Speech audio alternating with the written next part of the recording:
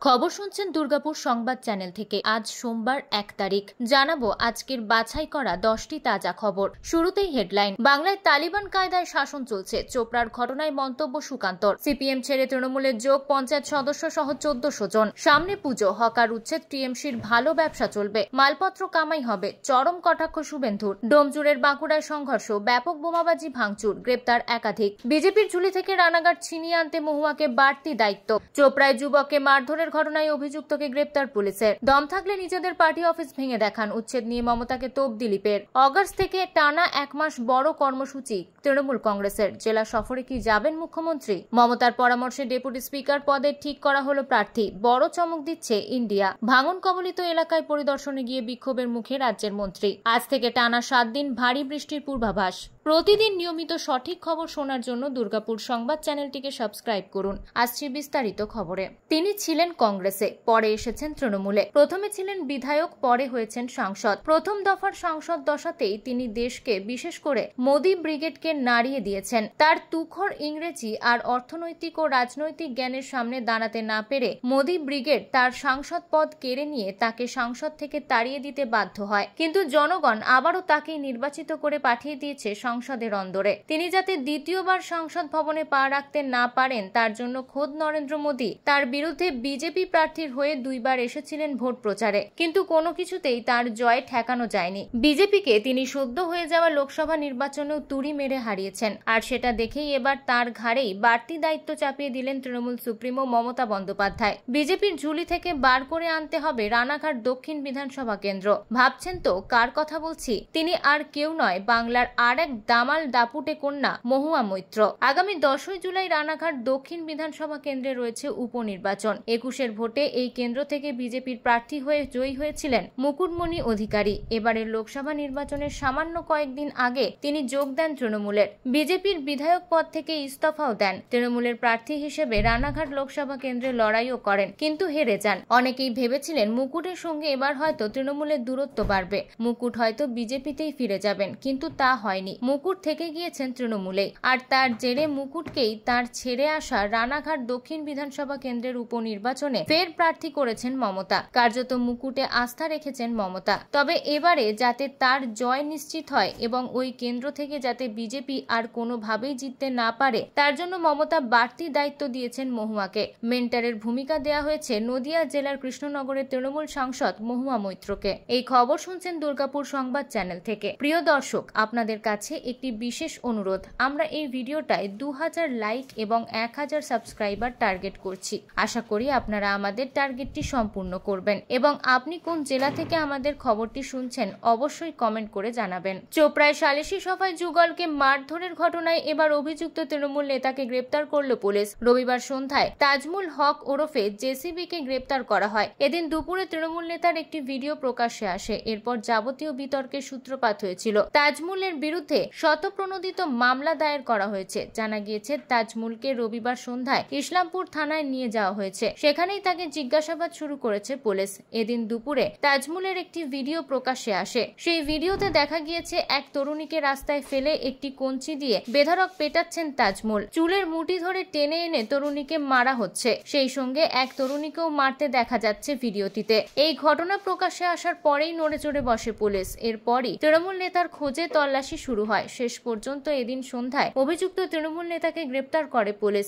জানা গিয়েছে অভিযুক্ত তৃণমূল নেতা চোপড়ার বিধায়ক হামিদুল রহমানের পরিচিত, কিন্তু বিধায়ক হামিদুল রহমান জানিয়ে দেন তাজমুলকে তিনি চেনেন না। উল্লেখ্য, মারধরের এই ঘটনাটি ঘটেছে ইসলামপুর ব্লকের লক্ষ্মীপুর গ্রাম পঞ্চায়েতের দিঘলগাঁও এলাকায়। জানা গিয়েছে বাড়ি থেকে পালিয়ে গিয়ে বিয়ে করেছিলেন ওই তরুণী। এরপর গ্রামে সালিশি সভা বসানো হয়। সালিশি সভা বসেছিলেন তাজমুল নামে এক যুবক। প্রকাশ্যে আসা ভিডিওটিতে এই তৃণমূল নেতাকে মারধর করতে দেখা যায়। পুলিশ পুরো বিষয়টি খতিয়ে দেখছে। জমি দখল, পুকুর ভরাট নিয়ে মুখ্যমন্ত্রী মমতা বন্দ্যোপাধ্যায়ের কড়া বার্তার পরেই নড়েচড়ে বসেছে পুলিশ প্রশাসন ও পুরসভা। এখনো বিভিন্ন পুরসভা এলাকায় চলছে উচ্ছেদ অভিযান। রাজ্য জুড়ে যেভাবে অভিযান চালানো হচ্ছে তা নিয়ে ইতিমধ্যেই সরব হয়েছে বিজেপি। তাছাড়া অবৈধ নির্মাণের অভিযোগ তুলে তারাতলায় বিজেপির একটি পার্টি অফিস বুলডোজার দিয়ে গুড়িয়ে দিয়েছে পুলিশ। পাশাপাশি আসানসোলের আরএসএস এর একটি কার্যালয় বেআইনিভাবে পুকুর ভরাট করে গড়ে উঠেছে বলে অভিযোগ উঠেছে। তার ভিত্তিতে নোটিশ পাঠিয়েছে পুরসভা। এবার এ নিয়ে কড়া প্রতিক্রিয়া দিলেন বিজেপি নেতা দিলীপ ঘোষ। তিনি পাল্টা তৃণমূলের বেআইনি পার্টি অফিস ভেঙে ফেলা নিয়ে মুখ্যমন্ত্রী মমতা বন্দ্যোপাধ্যায়কে চ্যালেঞ্জ করেছেন। বলেছেন, দম থাকলে আগে নিজেদের বেআইনি নির্মাণগুলি ভেঙে দেখাক তৃণমূল। তিনি দাবি করেন, যেখানেই সরকারি জমি রয়েছে সেখানেই অবৈধভাবে তৃণমূলের পার্টি অফিস গড়ে উঠেছে। রাজ্য জুড়ে এই অবস্থা। এরপরই মুখ্যমন্ত্রীকে আক্রমণ করে বলেন, আগে এইসব পার্টি অফিসগুলি ভাঙুন। তার অভিযোগ, সরকারি জায়গা, রাস্তার ফুটপাত, সেচ দপ্তরের জায়গা, রেলের জায়গা দখল করে রাতারাতি তৃণমূল কংগ্রেসের পার্টি অফিস গড়ে উঠেছে। তার আরও অভিযোগ, এই অফিসে পার্টির কাজ কিছুই হয় না, এখানে শুধু তোলাবাজি হয়। পার্টির নেতারা সেখানে বসে তোলাবাজি করেন।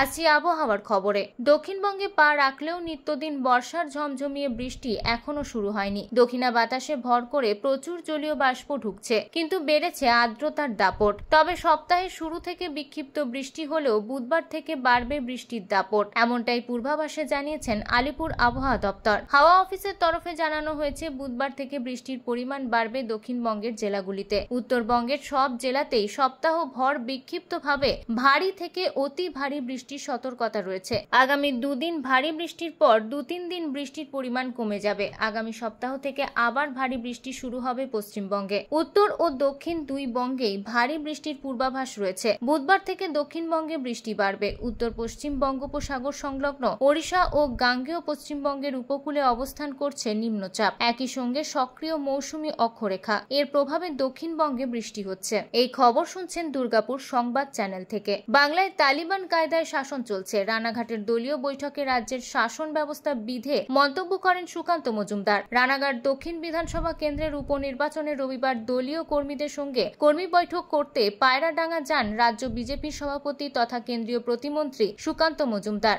চোপড়ায় যুগলকে মারধরের প্রসঙ্গে সুকান্ত মজুমদার বলেন, বাংলায় তালিবান কায়দায় শাসন চলছে। সাম্প্রতিক কিছু গণপিটুনি এবং খুনের ঘটনা নিয়ে রাজ্যের প্রশাসনিক কাজকর্ম নিয়ে প্রশ্ন তুললেন কেন্দ্রীয় প্রতিমন্ত্রী। রাজ্যের অর্থনৈতিক অবস্থা নিয়ে বলতে গিয়ে সুকান্ত রাজ্য সরকারকে প্রশ্ন করেন, কেন্দ্রের কাছে ভিক্ষাপাত্র নিয়ে আর কতদিন চলবে? রাজ্যপালের বিরুদ্ধে মহিলা সংক্রান্ত অভিযোগ নিয়ে সুকান্ত মজুমদার বলেন, এটা রাজ্য সরকারের চক্রান্ত। মমতা বন্দ্যোপাধ্যায় নোংরা রাজনীতি করছে। রাজ্যপালের সঙ্গে যে ঘটনা ঘটেছে বলে প্রচার করা হচ্ছে সেটা পুরোপুরি উদ্দেশ্য প্রণোদিত। কোচবিহারের ঘটনাকে চাপা দেওয়ার জন্যই মমতা বন্দ্যোপাধ্যায়ের হকার উচ্ছেদ ঘটিয়ে সবার নজর ঘোরাচ্ছেন। রানাঘাট দক্ষিণ বিধানসভার পায়রাডাঙ্গা এসে হকারদের উপযুক্ত পুনর্বাসন দিয়ে তবেই উচ্ছেদ করতে হবে বলে দাবি করেন রাজ্য কেন্দ্রীয় মন্ত্রী সুকান্ত মজুমদার। হাওড়ার ডোমজুড়ের বাঁকুড়ায় সংঘর্ষ, ব্যাপক বোমাবাজি, ভাঙচুর। বাঁকুড়া 2-এর মুন্সিডাঙ্গা শেখপাড়ার ঘটনা। ঘটনাস্থলে ডোমজুর থানার বিশাল পুলিশ বাহিনী রয়েছে, কেন্দ্রীয় বাহিনীও। সূত্র মারফত জানতে পারা যায়, বেআইনি বাড়ি তৈরি করতে বাধা দেওয়ায় পঞ্চায়েত সদস্য শেখ মফিজুল ওরফে মিন্টুর বাড়িতে হামলার অভিযোগ ফারুক ও তার লোকজনের বিরুদ্ধে। পাল্টা হামলা শেখ মফিজুলেরও। ঘটনায় আহত বেশ কয়েকজন। দুই পক্ষের আহত কম করে 3 জন। শেখ ফারুক অতীতে সিপিএম কর্মী ছিলেন, বর্তমানে তৃণমূল দল করেন। বেআইনিভাবে বাড়ি বানানোর অভিযোগ নিয়ে এই ঘটনা। ঘটনাস্থলে ব্যাপক বোমাবাজি ও ইট বৃষ্টি হয়। এলাকায় আতঙ্ক ছড়িয়ে পড়ে। ঘটনাস্থলে পৌঁছায় ডোমজুর থানার বিশাল পুলিশ বাহিনী। পঞ্চায়েত সদস্যর বাড়িতেও ব্যাপক বোমাবাজি ও ইট বৃষ্টি হয়। তবে ভাইরাল ভিডিওতে এক পক্ষকে আগ্নেয়াস্ত্র নিয়ে দাপাদাপি করতে দেখা যায়। এখন সেই আগ্নেয়াস্ত্র উদ্ধার করতে বাড়ি বাড়ি খোঁজ চালাচ্ছে পুলিশ। জানা গেছে, রবিবার সকালে হাওড়ার ডোমজুর থানা এলাকার বাঁকুড়া মুন্সিডাঙ্গা শেখপাড়ায় এক পঞ্চায়েত সদস্য ও তৃণমূল নেতার বাড়িতে হামলার অভিযোগ উঠল একদল সিপিএম সমর্থকদের বিরুদ্ধে। এই ঘটনায় এক ব্যক্তি গুরুতর জখম হয়েছে বলেও জানা গিয়েছে। দীর্ঘদিন ধরে ওই এলাকার সিপিএম সমর্থক শেখ ফারুক বেআইনিভাবে বাড়ি তৈরি করছে বলে বাঁকুড়া 2 নম্বর গ্রাম পঞ্চায়েতের সদস্য শেখ মফিজুল দীর্ঘদিন ধরেই ওই বাড়ি তৈরিতে বাধা হয়ে দাঁড়িয়েছে। রবিবার সকালে বাড়ি তৈরির কাজ শুরু হলে মফিজুলের দলবল সেই কাজের বাধা দেয় এবং এরপরেই শেখ ফারুকের লোকজন মফিজুলের পরিবারের উপর ব্যাপক হামলা চালায় বলে অভিযোগ এবং পাল্টা অভিযোগ পরিবারের উপর হামলা চালিয়েছে। এই ঘটনায় প্রচুর বোমা পড়ায় এলাকায় আতঙ্ক ছড়িয়েছে। অশান্তির খবর পেয়ে ঘটনাস্থলে পৌঁছায় বিশাল পুলিশ বাহিনী ও কেন্দ্রীয় বাহিনী। দুপক্ষকে তাড়া করে ছত্রভঙ্গ করে দিয়ে পরিস্থিতি সামাল দেয়। উত্তেজনা থাকায় ঘটনাস্থলে বসানো হয়েছে পুলিশ পিকেট। জঙ্গলে ঘেরা আউশগ্রাম একসময় ছিল লাল দুর্গ, তবে পালা বদলের পর লাল ফিকে হয়েছে সবুজ ঝড়ে। এলাকায় শক্তিশালী হয়েছে রাজ্যের শাসক দল তৃণমূল। তবুও গোটা হাতে গোনা যা সিপিএম এর খাস তালুক ছিল তার মধ্যে অন্যতম আউশগ্রামের বিষ্ণুপুর অমরপুর অঞ্চল। পঞ্চায়েতের ফল বেরোতেই দেখা যায় বিষ্ণুপুরের লাল দুর্গ অক্ষত রয়েছে। ভোট হিংসায় মৃত সিপিআইএম কর্মী রাজিবুলের বুথে জয়ী বাম সদস্য শেখ মোহাম্মদ আজারউদ্দিন সহ আরেক পঞ্চায়েত সদস্যরা যোগ দিল তৃণমূলে। যোগদান কর্মসূচিতে উপস্থিত ছিলেন এলাকার বিধায়ক অভেদানন্দ থান্ডার সহ তৃণমূল কংগ্রেসের আউশগ্রাম 2 নম্বর সভাপতি শেখ আব্দুল লালন সহ অন্যান্যরা। গত পঞ্চায়েত নির্বাচনেও বিষ্ণুপুর উত্তপ্ত ছিল তৃণমূল সিপিএম সংঘর্ষে। সেই সময় রাজ্যে পঞ্চায়েত নির্বাচনে হিংসার বলি হন গ্রামের সিপিআইএম কর্মী রাজিবুল হক। পরে সিপিএম এর রাজ্য সম্পাদক মোহাম্মদ সেলিম ও গ্রামে এসে রাজিবুলের পরিবারের পাশে থাকার আশ্বাস দেন। পঞ্চায়েতের ফল বেরোতেই দেখা যায় বিষ্ণুপুরের লাল দুর্গ অক্ষত রয়েছে। নজিরবিহীনভাবে গোটা আউশগ্রামের বিভিন্ন পঞ্চায়েত তৃণমূল জিতলেও একমাত্র অমরপুর পঞ্চায়েত, সেখানে সিপিআইএম 5টি পঞ্চায়েত সদস্য পায়। রাজিবুলের বুথে জয় হয় বামেদের। আরো 4 জন সদস্যা পায় সিপিএম। কিন্তু লোকসভা ভোটে আউশগ্রাম থেকে ব্যাপক ভোটে লিড পেয়েছে তৃণমূল কংগ্রেস। এরপরই রাজনৈতিক সমীকরণ বদলে গেল লালমাটির আউশগ্রামে। এদিন ভোট হিংসায় মৃত সিপিআইএম কর্মী রাজিবুলের বুথে জয়ী বাম সদস্য শেখ মোহাম্মদ আজারউদ্দিন সহ আরেক পঞ্চায়েত সদস্যও যোগ দেয় তৃণমূল কংগ্রেসে। তাদের সঙ্গে আরো 1400 জন সিপিআইএম কর্মী যোগ দিয়েছেন শাসক দলে। এতক্ষণ খবর শুনছিলেন দুর্গাপুর সংবাদ চ্যানেল থেকে। খবর এখনকার মতন এই পর্যন্তই। ধন্যবাদ।